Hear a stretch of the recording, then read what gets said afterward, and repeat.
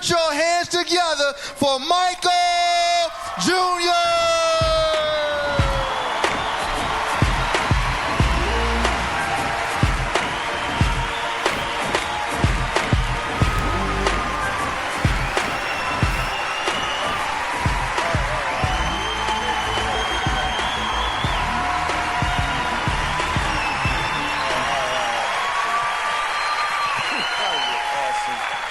Thank you so much. Well, why y'all stop clapping? I don't understand what this... I just don't understand. So we're gonna have some fun.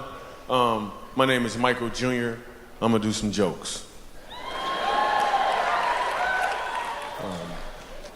But they're not gonna start right away though. I just wanna point that out. So, because for me, comedy is like, it's like dating somebody that you really, really like, you know? And I don't wanna rush this, you know? I used to do that. I used to come up on stage, I would do a joke right away, jump right in, you know, but I got hurt, man, so, you know. And let's be honest, right? I'm sure you've seen a lot of comedians in your day. You know, I know I've had my share of audiences, you know. But it didn't last. So I want this to be different, so. We're doing comedy at a church.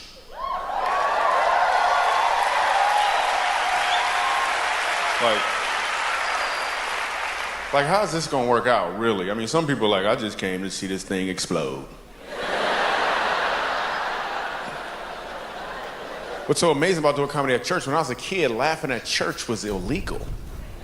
You couldn't laugh at church. I remember one time laughing at church because this lady was jumping around and her wig fell off. Yo, that stuff was funny. Her wig fell off, and then I laughed. My grandmother would pinch and twist. I can understand a pinch. You gonna twist? That's the devil.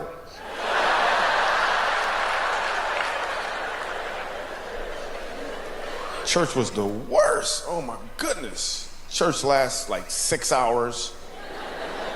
Dude on stage is mad at everybody.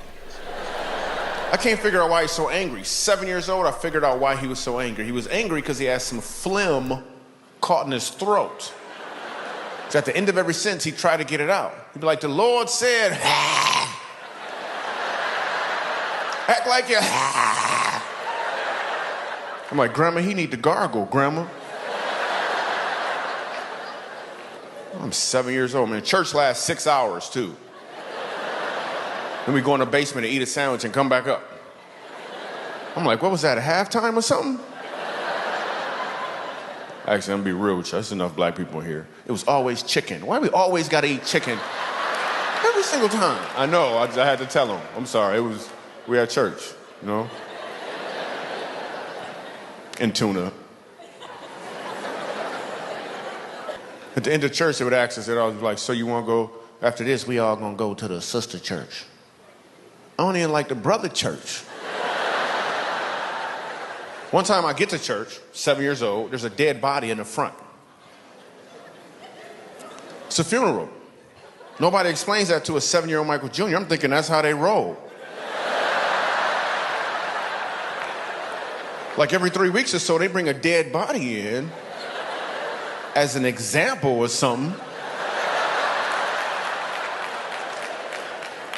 And the dude on stage yell at everybody in the audience like they the ones that did it. I remember asking my grandmother, I'm looking for some explanation. I'm like, Grandma, what happened to the man in the box?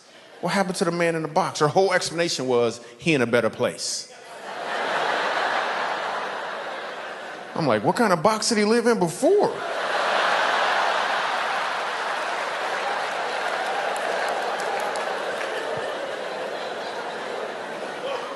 Dude on stage said he went to see the king. That was his whole explanation. He went to see the king. Ha! I don't understand what that meant. They didn't even call the kids choir to sing. I was in the kids choir, not because I wanted to be in the kids choir. I was in the kids choir because I was a kid. And it was a requirement. Now, what song we got to sing?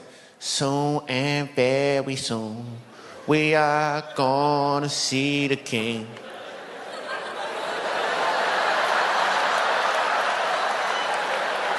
I don't want to see the king. I don't is he the king? You ever go to a funeral and people always talking about the person in the box like they sure he going to heaven?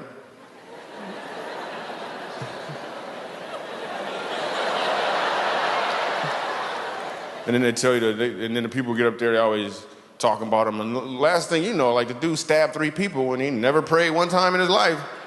And all of a sudden, everybody like, he going to heaven. Like, I'm sure Uncle John is looking down at me right now and he's a little tears going down his eye. I'm like, he probably looking up at you right now. Listen, that's a sweat bead is what it is, a sweat bead rolling on.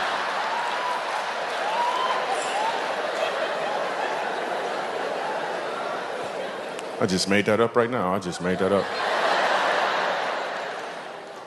Even as a kid, growing up, we were poor. We weren't even poor, we were po'. We couldn't afford